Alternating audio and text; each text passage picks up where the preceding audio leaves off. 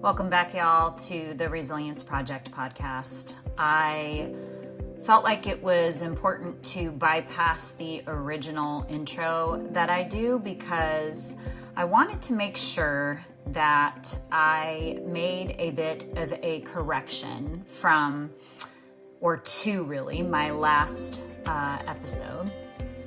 After I released the promotional clip, I got a private message from a friend and colleague who is an adoptee and an ADHD advocate. Her name is Susie Diamond Kane. And I went ahead and posted a story as soon as I could once I, heard just kind of her insight and direction on this. In the last 1 to 2 years, the mental health community has started to change the way that we language suicide. And I talked about that in the last podcast, about how high the suicide rates are for adoptees. The language that I used was that we are 35 times more likely to commit suicide. That language is what I would say is becoming antiquated. Somebody who has died by suicide has not committed a crime. And the word commit is usually in line with that phrase, somebody has committed a crime. And never do we want to criminalize something that has come from such a deep sense of sadness, of loss, of wounds, of suffering. So the language that I'm going to use from now on is died by suicide. No longer am I going to say committed, because I think after hearing this, you can understand the why to that. So I wanted to make sure that I made that correction before heading into this next episode. I think that's really important, and we will be getting into that in just a minute. But first, you're going to hear one of the clips from the episode to give you a taste, and then we'll head right on into it. I hope you all are having a really great Thursday. We enter the world with a missing piece of our identity, our culture, our birth family, our history, so much, our very selves, parts of ourselves that we lose when we are actually born and then relinquished. And yet, for so many of us, this loss sits just below the surface, unnoticed, shaping our lives unconsciously.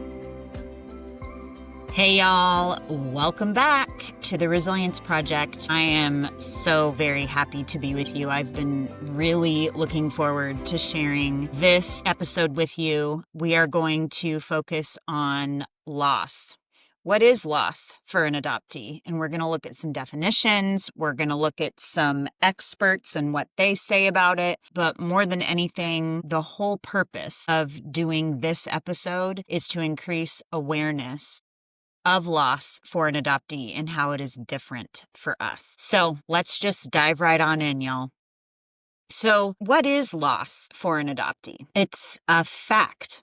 It's a fact for anyone. When people lose something, that's just a fact. When you lose someone to death, when you lose someone to divorce, when you lose someone to suicide, that is a fact. That person has been lost to us. So the reality is, loss for anyone is a part of life. When it comes to an adoptee, though, it is a reality woven into our lives from day one. And I get pushback on this all the time. As a matter of fact, I got somebody commented on one of my YouTube videos, basically telling me there's no way a baby is born with grief. And we're going to talk more about that later when we talk about grief. But I'm going to show you that that is not the truth for us. We enter the world with a missing piece of our identity, our culture, our birth family, our history, so much, our very selves, parts of ourselves that we lose when we are actually born and then relinquished. And yet, for so many of us, this loss sits just below the surface, unnoticed, shaping our lives unconsciously until one day we begin to see its impact. It's like a ticking time bomb, honestly. For most, loss is an event. For us, it's actually a foundation that we didn't choose and could not put words to. We just felt it deep down before we even had language, which I've talked about many times. We experience this in the form of loss of power, of loss of control at a very young age. It's complex for us because it is unspoken and carried in our DNA. It's as if we are prepping for it even before we are born. And then after, we experience multiple losses. And I've talked about this before. My birth mother attempted to abort me twice between weeks 12 and 16. That impacted my neurology, impacted my belief system way before I was even aware. When I was born, I was immediately whisked away into the nursery. That's loss number one. It's a fact. It happened. And then from there, I was taken and given to a foster family that I was with for, I'm honestly not totally sure how long. So I don't know how long I was in the hospital. I don't know when I was given to foster care. And I was with that family until about 7 weeks because my adoptive family got me 7 weeks after I was born. But that's because my foster family said they could no longer accommodate me. So loss one, loss two to the foster family, things that I had zero control over, and then loss three back to the state, and then from there to the adoptive family. Multiple losses that a 7-week-old doesn't obviously know how to process. But don't take my word for it. Listen to Gabor Mate, who honestly is one of the premier physicians on trauma and addiction. This is what he says. For 9 months, they heard the voice of the mother, registered the heartbeat, attuning with the biorhythms of the mother. The expectation is that that will continue. This is utterly broken for the adopted child. We don't have sufficient appreciation for what happens to that infant and how to compensate for it. That's the truth. And this needs to be validated for us as adoptees. Adoption is literally created from loss. I know that's hard to hear, but there are multiple life-altering losses that happened before language is even possible for a lot of us, and sometimes even after. There's many who've been adopted that I know of and have worked with that were adopted like 15 months old, 3 years old, 4 years old. This can affect our development, y'all. It's important to understand that this has an impact. These subsequent losses that we experience can reactivate the original traumatic experiences that we had and can end up taking us by surprise. That's why it's important to develop a safe place or space where we can go to in our mind and body, where we know that we will be okay. And I'm actually going to do that at the end of the podcast. I'm going to do a bit of a visualization with y'all to help you create that for yourselves. I wanted to talk about 3 types of loss that we experience as adoptees. The first one is ambiguous loss. It's an injury that occurs without closure. For us, we lose an entire family, an entire culture, an entire history, an entire identity. But it's also a loss that isn't even recognized by society at large. 2 is vicarious loss. It's a traumatic experience or memory that's embedded into our senses and outside our explicit conscious memory and can cause us to be easily reactivated in times of distress. For example, My birth mother attempted to abort me twice, like I've told you, in weeks 12 to 16. That was honestly being re-triggered in relationships with me much, much later in my life, and I didn't even know it. Third, secondary loss. This springs from the original core losses that are rooted in our day-to-day lives that bring back the original memory of the traumatic loss and can often catch us unaware, as they are usually activated by sensory memories. Because, like I said, we don't have language. We just have sensation. So in order for us to heal as adoptees, we need to begin to learn how to get in touch with those felt sensations. And that's a lot of the work that I do. So like I've talked about, all of these definitions, experiences of loss are necessary to be brought into conscious awareness and acknowledged and validated by ourselves first, as well as others. But when society at large doesn't see it, like Gabor Mate describes it, so don't take my word for it, take the word of somebody who is a physician and has done a lot of study on trauma. Healing requires the same acknowledgement and then confronting all of these things and being able to take responsibility for them as our own. And what I mean by that is being able to acknowledge, bring them to awareness, acknowledge them and say, okay, this makes sense. This is how they've impacted my life. Maybe that even means taking those 3 definitions that I just offered and exploring those and maybe writing some things down that come to mind. We really do have to understand how this has impacted our life. So it wasn't just Gabor Mate who said this. This is a very common quote that is out there in the universe about this, adoption. Reverend Keith C. Griffith said, "Adoption loss is the only trauma in the world where the victims are expected by the whole of society to be grateful." So I think you may be able to understand why we have a hard time with that phrase. You should be grateful. When really we're also carrying so much from the loss that we have experienced in those first weeks of our life, months of our life, years of our life before adoption actually even occurred. And that's only the beginning, y'all. That's why this is so important to understand and why I am trying so passionately to communicate the lived experience that we have. Even though that lived experience may have been subconscious, the reason why people have such a hard time, especially those who have known me a lot of my life, thinking about me being a traumatized human, because I was such a happy-go-lucky child, and I was.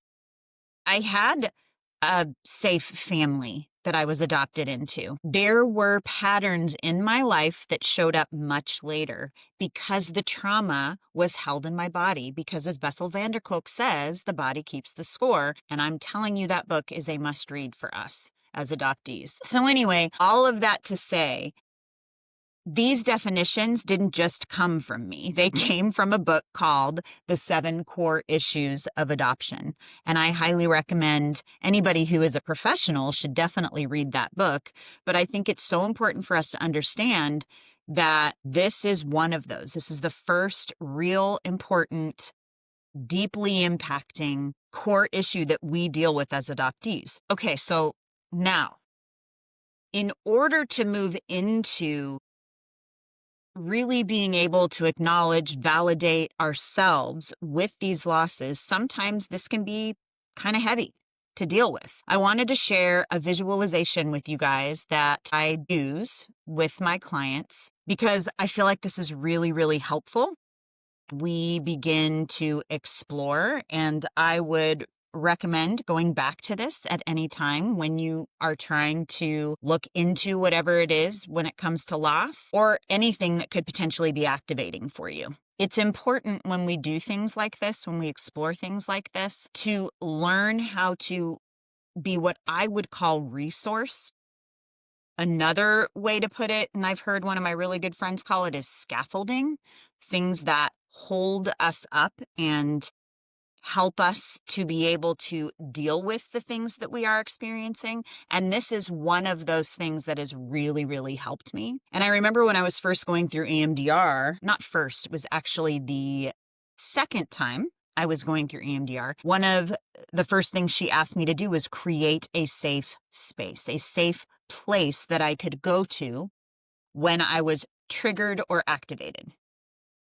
Both of those words are the same, but people use them interchangeably, so I want to use both of them. I find triggers are treasures personally. I feel like they're teachers. They're things that we need to learn from and not run from. That's a whole other, I probably could do a whole episode on that. But for now, it's learning how. This was the first thing I did besides naming emotions, which I shared with you guys last time, which if you want those feeling sheets, let me know because I will make them available to you. Establishing your safe place or space is extremely important. So I'd like to invite anybody who is listening or watching on YouTube to follow me, to attempt this, to try this.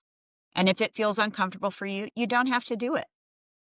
Come back to it when you may feel more resourced or have more scaffolding. So here's where we're going to start. I'd like to invite you to settle into a comfortable seat. Make sure your feet are flat on the ground.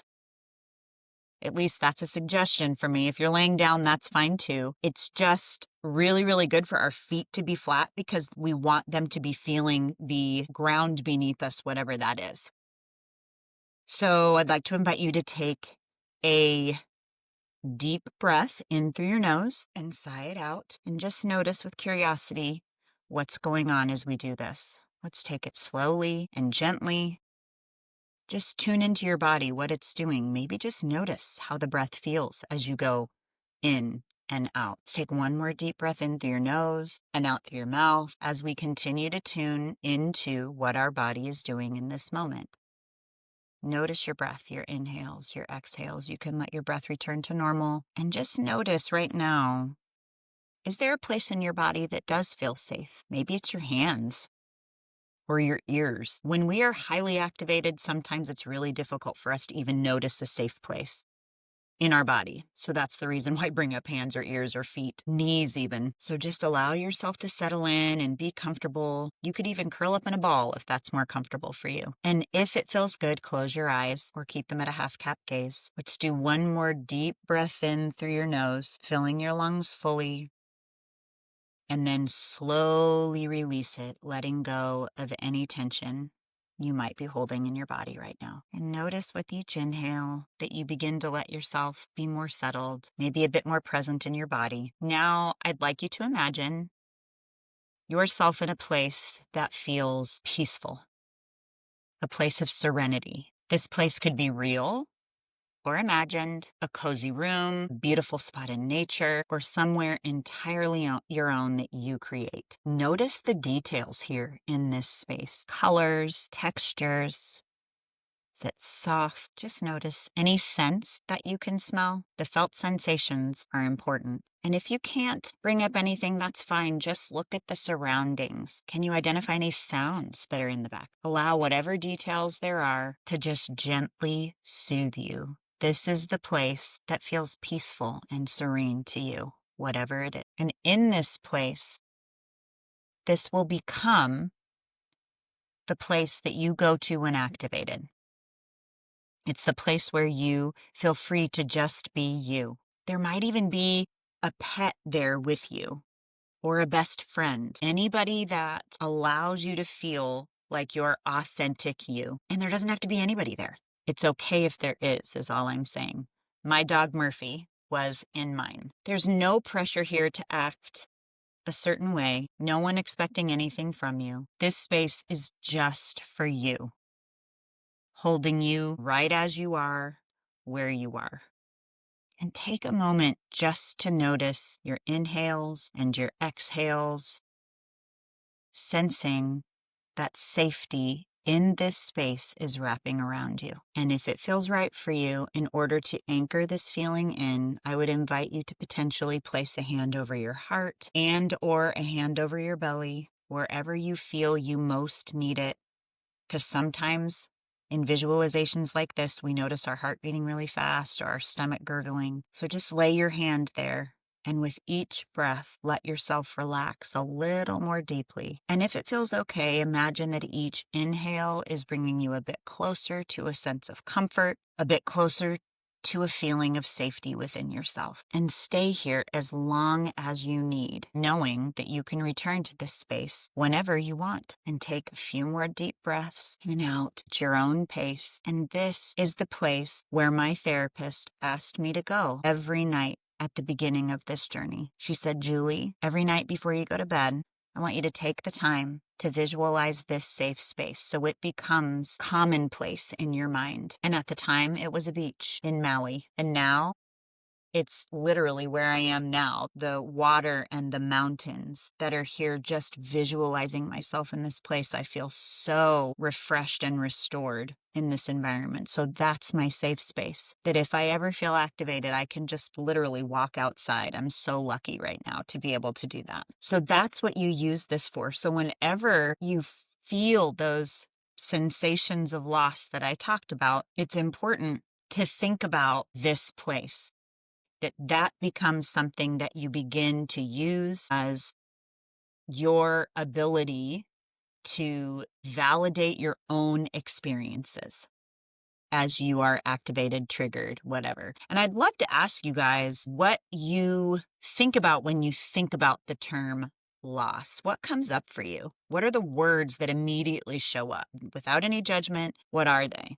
When I think about loss, I think about relinquishment, I think about abandonment, I think about rejection, I think about death, I think about divorce. These are things that come to my mind, and any of those things can trigger me into feeling or activate me into feeling not totally safe in my body. Hence the reason I want to have that safe space available to me, that safe place that I take the time to create and cultivate.